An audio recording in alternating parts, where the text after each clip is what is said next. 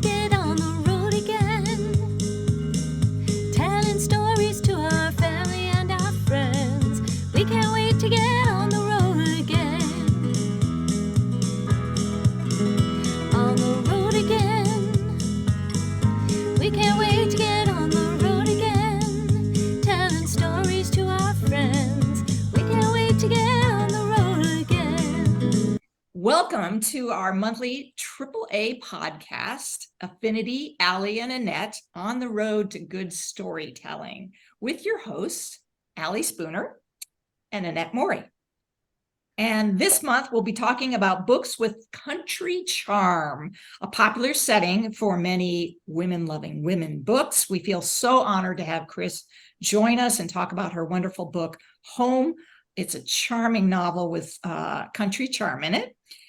We all know Allie Spooner writes numerous books about strong Southern women, and her latest story, From the Cradle to the Stone, features small town living and country charm as well. Both will be blessing us with a short reading from the books with country charm. I almost wore a baseball cap today, but I didn't.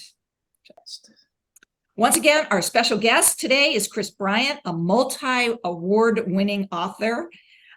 She was born in Tacoma, Washington. Yay, Washington State, but has lived all over the world and now considers Kansas City her home. I cannot understand why you moved from Washington State to Kansas City. We'll talk about that. We'll talk about that later. She received her BA in English from the University of Missouri and spends a lot of her time buried in books. She enjoys hiking, photography, spending time with her family and her dog, Molly, who gets more attention than she does on Facebook. Yes, I've seen Molly. Yes. Quite cute. Molly, yeah, she has quite the following. It's funny. I can post something on Twitter about, hey, Molly says hi, and she gets like 150 likes. And then I could be like, hey, I have a new book coming out, and I get like 30 likes. So, I mean, my dog wins every time. And I'm okay with that because she's adorable. Well, you might have to bring Molly into the podcast and show her off a little later. If Molly would even know. On occasion, my cats will walk through and meow in the background. So I love that. I love that. Yeah. Hello. Hi, I'm Kris Bryant. I feel like I'm slacking because I have 20 books and y'all have 30. So I need to catch up. Yeah, you do. Your fans and readers will say that. Yeah. All right. So without further ado, Kris, you're on. Take it away. Okay, so I am going to read the first chapter from my small town holiday romance called Home. Here's what it looks like. Super cute girl, super cute dog. I mean, you can't go wrong. Lesbians and dogs. I mean, really? That's a thing. That should be a trope. I think it is a trope. I've made it a trope.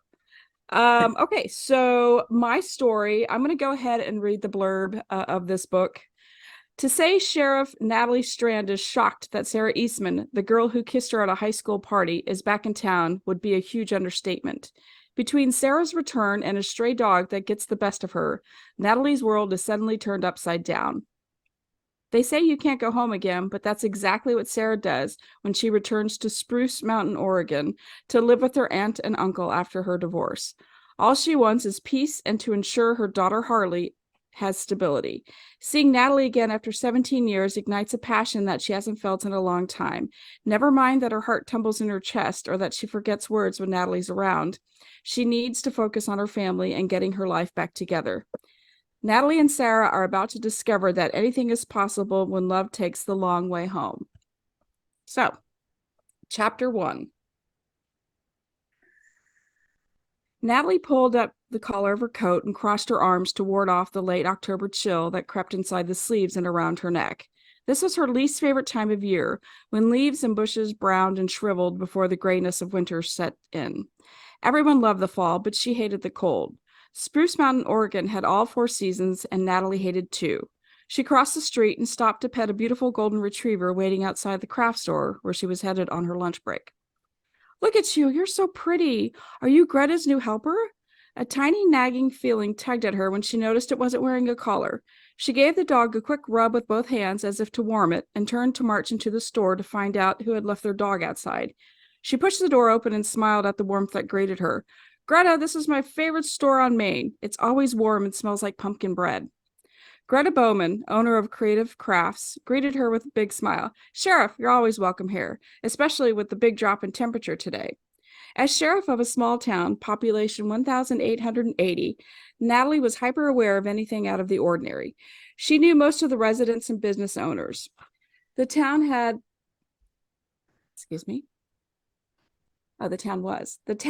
was comfortable, borderline boring, with the occasional public intoxication or disorderly conduct sprinkled in to keep her from doubting all of life's choices and choosing a career that wasn't overly exciting. I can't believe how cold it is. It's not even November. Do you know whose retriever that is out there? Greta looked around the store. No, but we only have a few customers right now. Mrs. Bennett and another young woman. You can ask them. She pointed to the back of the store. Now let me go get your mother's order. I'll be right back. Natalie nodded and worked her way over to Mrs. Bennett, who was perusing the yards of buffalo check flannel. Oh, no, dear, that's not my dog. Brutus is home in bed. You remember Brutus, right? Mrs. Bennett asked. She had a chihuahua she had carried in her purse until the dog's old bones couldn't handle the slight sway to and fro. Now Brutus stayed at home when she ran her errands. That sweet boy, give him a pat on the head from me. The fact that Brutus was still alive surprised her. She remembered when he was an 8-week-old puppy. Back then, Mrs. Bennett was her physical science teacher. She showed up at their high school graduation with him, much to the delight of everyone in attendance. Who could resist a puppy the size of a teacup? That was 17 years ago. She smiled at Mrs. Bennett and circled the store to find the other patron Greta pointed out and located a petite brunette bent over a bin of buttons. Excuse me, miss, is that your dog outside? The brunette stood up and turned. Natalie took a step back and then another. She knew the face, those eyes, those full red lips. Time spun backward, and suddenly it was 17 years ago, and she was at Ellie Shepard's graduation party, staring at the same soft brown eyes after experiencing the best kiss of her life. Oh my God, Nat, is that you? Warm hands grabbed her and squeezed. Natalie blinked and stumbled over words tumbling in her head. Sarah, hi, what are you doing here? She clamped her mouth shut and forced a smile. I mean, what brings you back to Spruce Mountain? Sarah Eastman was even more beautiful than the day she left. The innocence and softness of her youth had been replaced by stronger, more noticeable curves and a thinner, more mature face. Her beautiful dark hair now had caramel highlights and brushed her shoulders. Everything about her still took Natalie's breath away. I moved back to regroup. Spruce Mountain was always the closest thing to home for me, Sarah said. They were still holding hands. Natalie relaxed her grip and dropped the physical connection. Your aunt and uncle still live here, right? She knew the answer because she had just seen them at the town meeting earlier in the month. Maintaining eye contact with Sarah was tough. She hated that all the confidence she'd built up over the last decade crumbled as she stood in front of the girl who had kissed her once and never looked back. Yes, we're staying with them until we can find a place ourselves, or until I can figure out my life. Sarah tucked a piece of hair behind her ear with a shaky hand and broke eye contact. The word we hit Natalie in the gut and caused her heart to slip down to her stomach. It wasn't as if she pined for Sarah over the last 20 or so years of her life, or compared every girlfriend she ever had to her, but Sarah had set the bar high the second their lips touched so many years ago. Oh, that's great. I'm sure you'll figure something out. She told herself to quit nodding at Sarah. I guess I'll see you around. Let's have lunch this week and catch up. Sheriff, are you in town? Fred just called. Sarah, excuse me. Sheriff, are you in town? Fred just called. Said something happened at the market. Natalie's shoulder walkie-talkie boomed in the awkward silence that settled between them. Something always happened to Natalie when she got a call. The adrenaline rush kicked her confidence up a notch, and her heart, which was already beating at an alarming rate, fluttered faster. She reached up and pressed the button and answered, fully aware she was still staring at Sarah. I'm not too far away. I'll be there in 10. She released the button to end the call. I'd better go. It's nice to see you again. Every part of her hummed with excitement, and a heated rush of anxiety flowed through her veins at seeing Sarah again. Greta appeared. Here's your mother's order. Be sure to tell her I said hello. Greta's interruption gave Natalie an excuse to get out of there before she did or said something stupid. She took the bag from Greta and nodded to both women as she created space. Spruce Market was within walking distance, but she couldn't go on a call with a giant bag of material slung over her shoulder. Plus, she needed time to process the last 5 minutes of her life. Sarah Eastman was back in town. Sarah fucking Eastman, the girl who had confused her and made love seem so clear at a time when things were anything but. Why now? She hurried to the car. She hurried to where her car was parked, flooded with thoughts and memories of Sarah when life was easier and her emotions were untamed. What's the problem, Fred? She stood taller when she was in uniform. The boots added a few inches, and when she met Fred in his office in the front of the store, she looked him straight in the eye. He wasn't a fan of female sheriffs and was vocal that he hadn't voted for her, but Natalie didn't feel threatened by him. His back had a slight hunch, and the skin of his arms swayed loosely past the short-sleeved button-up he wore. Fred was past his prime and had stopped caring about a lot since his wife died of cancer 6 years ago, 2 years after Natalie returned to Spruce Mountain. His nasty attitude was hard to swallow, but Natalie attributed it to loss of love and brushed it off whenever they interacted. There's a damn dog on the loose and was digging through the trash, shredded some bags so there's garbage everywhere. Probably has rabies, too. A bit of spittle bubbled up in the corner of his mouth. Natalie looked away under the pretense of studying the few people sprinkled in the store. Did you see the dog? Fred adjusted his pants and folded his arms. Well, I didn't, but Tyler did. Where's Tyler? I'll need to talk to him. He's on break. Natalie nodded. Let's not bother him yet. Why don't you show me the trash can? Fred motioned to her and followed him to the back of the store and unlocked the door that led to the two large dumpsters. One was supposed to be for recycling, but Fred never obliged and filled both with cardboard, rotting food, and things from Spruce Market. Fred, why don't you get your coat? It's cold outside. He waved her off. I'm fine. He pushed open the door and pointed to the only bag of garbage that was barely torn, open at the bottom and left beside the dumpster. See, look at that. I'm going to start spraying more garbage with ammonia. That'll teach that mutt. Fred, I can't have you doing that. It's animal cruelty, and honestly, the mess here will take all of about 30 seconds to clean up. He threw up his hand. Are you going to do it, Sheriff? Natalie sighed. I'm sorry you have to clean it up, but it's not bad. I'm sure Tyler will do it for you. I'll do my best to find the dog who did this to your trash. Natalie bit her tongue at the flagrant abuse of the recycle bin. It was a constant battle with the trash company from Sawyer Disposal, the service from the next town. They took the recycled materials away for free, but charged customers for garbage. Fred was trying to circumvent the system by covering the top of the trash with layers of cardboard on pickup days, so he only had to pay the minimum. He had been warned twice. The third violation would result in having the recycle bin removed and replaced with another trash dumpster. Sawyer Disposal gave her departments a head-up as a courtesy. So you're telling me I can't protect my own property? You call me and we'll take care of it. No guns or harmful chemicals, Fred. Are we clear? He squinted his eyes with anger, but slowly nodded. Fine, but you need to find that dog. I will. Natalie checked her watch. Is Tyler off his break yet? Fred opened the door for her and called out for Tyler, who jogged over to them. What's up? He was slightly winded, and Natalie was disappointed as the smell of cigarette smoke wafted over her. He was 17 and one of the few teenagers who wasn't on her radar as being a troublemaker. Tell me about the dog and what you saw exactly. Natalie pulled out her notepad. Was it big, small, what color? Tyler bounced on the balls of his feet, and while he described the alleged rabid dog, he was big and he ran when I yelled at him. He got away with something, but I don't know what was in the bag. He shrugged. He? Natalie asked. Tyler nodded in confirmation. Did he seem threatening at all? Another shrug. Not really. He just seemed kind of skittish, like he knew he was doing something wrong. Describe him, please. He was brown with long hair and about this tall. Tyler held his hand down to mid-thigh, indicating the dog was good-sized.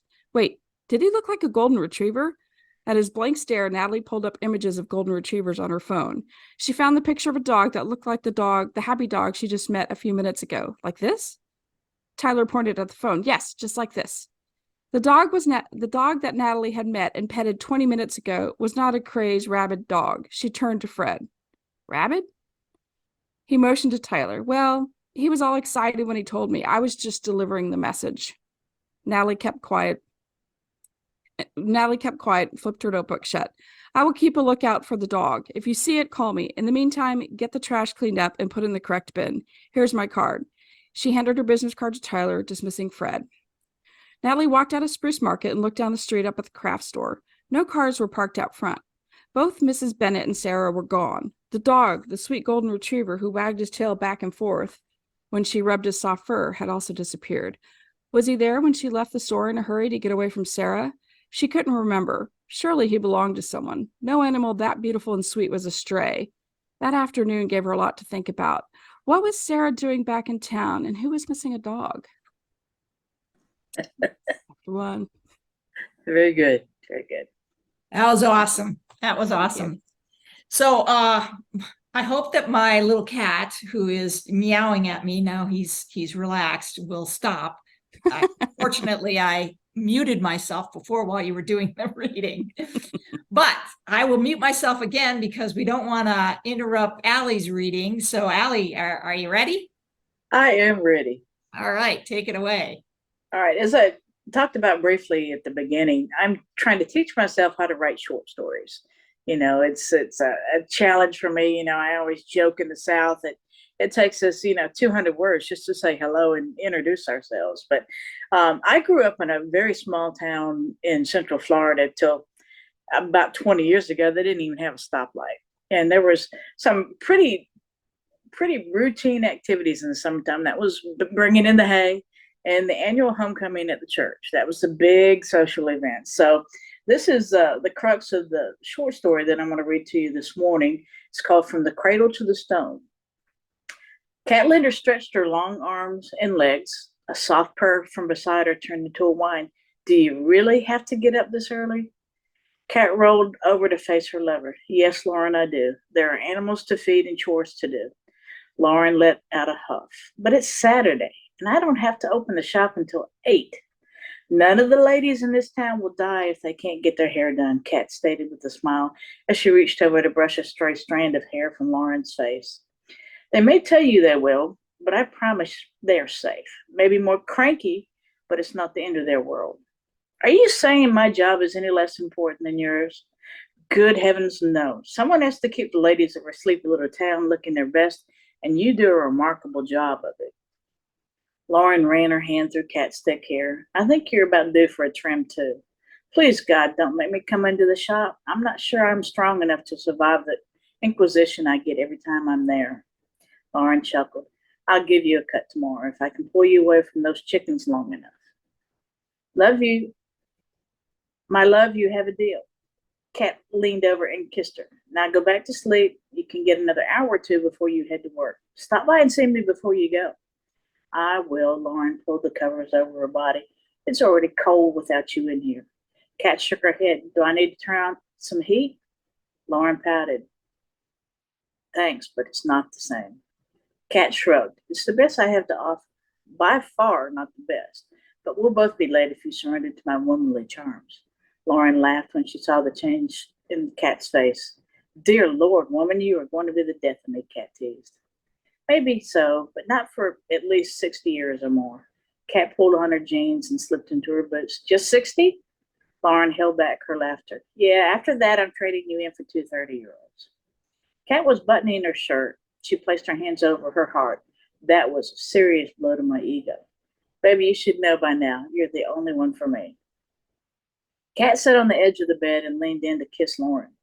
Or the only one that will put up with you. Ouch. I reckon I deserved that. You did. Leave yourself wide open. Are you coming home for lunch? Can't. I'm booked solid with coloring and perms today. The big homecoming dinner is tomorrow at the church. Oh, damn. I promised Gran we'd go with her, but I ain't wearing a dress. I think the congregation would die from heart attacks if you did, Lauren smiled. I'm sure Gran has a nice outfit selected and ironed for you. I hope it's black slacks and white shirt. You look ravishing in that. Kat grinned at Lauren with her lopsided grin. You are on a roll today. I'm just getting warmed up. Verna Blankenship was my 3rd appointment today, and she always has something crass to say. Should I come beat her up? Heavens no. She's in her 70s. I'll keep the radio and dryers going to drown her out. That's my girl. Love you. Kat stood to leave. I love you too. Have a good day and be safe. Always, Kat said, and left the room, bounded down the stairs.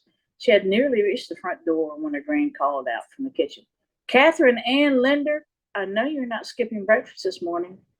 Kat turned around and walked into the kitchen. Her Gran had added scrambled eggs to accompany the bacon and toast on her plate. Pour you juice and coffee. Yes, Gran. Kat finished her breakfast and began rinsing the dishes. Don't forget about the homecoming tomorrow.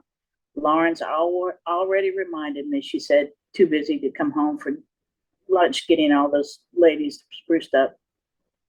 I've got an appointment with her at noon, so I'll make sure she gets something to eat. She's going to need fuel for the busy day ahead of her. I'll try to get breakfast into her, but she's worse than you about eating. If you still have some of those muffins you cooked, I'm sure she'd eat one with some coffee. I guess that's better than nothing. She handed Kat a thermos of coffee. Don't forget to take water breaks. I know you forget all about them when you're busy, but it's important. It's going to be a hot one today. Yes, ma'am. I'll see you later. Thanks for a great breakfast. You're welcome. Now go before I make you seconds. You're getting too thin.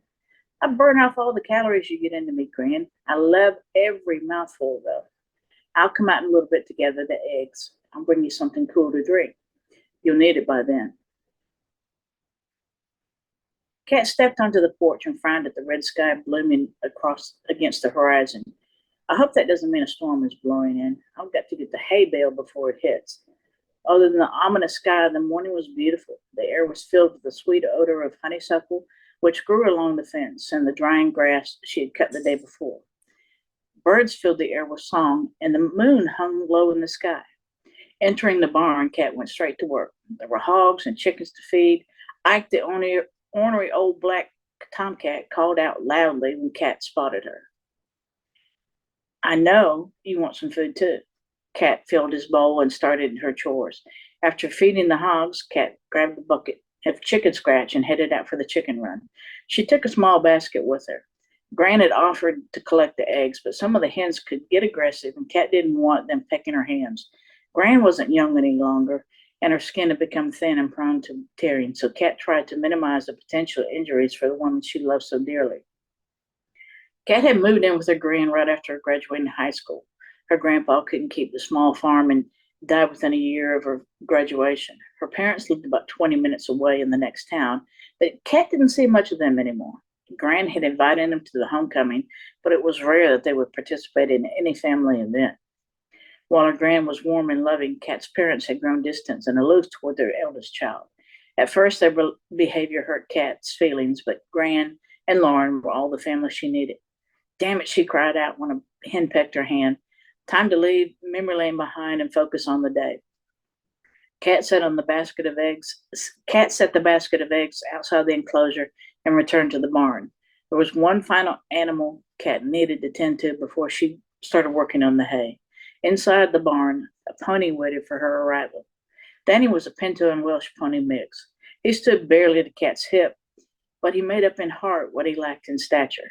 Kat had rescued him from the local shelter when the owner's child was too old and disinterested in the animal. Danny was 16, partially blind and losing his hearing, but he always welcomed Kat when she entered his stall and filled his feed and water troughs. A pony was no help on the farm, but Kat couldn't bear that he was locked into a tiny paddock at the shelter. His back door to the stall was opened every morning, and after eating, Danny would find Kat if she was working out in the pastures. He would graze on the tender grass and rest in the shade until she turned the tractor off. Then he would emerge and approach her for a petting session. It's time to bale some hay, my friend. Kat gently ran her hand down the horse's neck. I'm sure I'll be seeing you later. Kat walked over to her granddad's tractor. The orange paint on the aging Massey Ferguson was fading, but the motor still purred. She checked the fuel and fluid levels before climbing into the seat and driving it from the barn. The baling machine was teetering on the verge of being an antique, but it too had been well maintained and served them well. Most farmers in the area had upgraded to the large roll systems, but Kat preferred the smaller bales. She took a warm ball cap, Annette, from the gear shift and placed it on her head. Kat had nearly 10 acres cut, dried, and in rows ready to be baled. It would take all day to finish the job, but she worried rain was moving in and she couldn't risk losing the hay she would sell and use for Danny. Kat was tempted to ask her gran for help until Kat remembered her gran had an appointment at the salon. She would finish the baling and go back to drop the baler and hook up a flatbed trailer. It would be slow going with one person, but she would do her best. Kat had almost finished one field when she saw her gran approach with a large glass of water. She was parched and needed a cool drink. Gran frowned when she saw the number of bales on the ground and knew Kat would work until the job was done.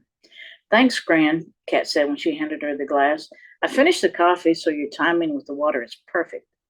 You've got a lot on the ground already, but you still have the larger field to go, right? Yes, ma'am. It's going to be a long day, but I'll get it done. I'll come back in a little bit with a jug of lemonade if you'll drink it.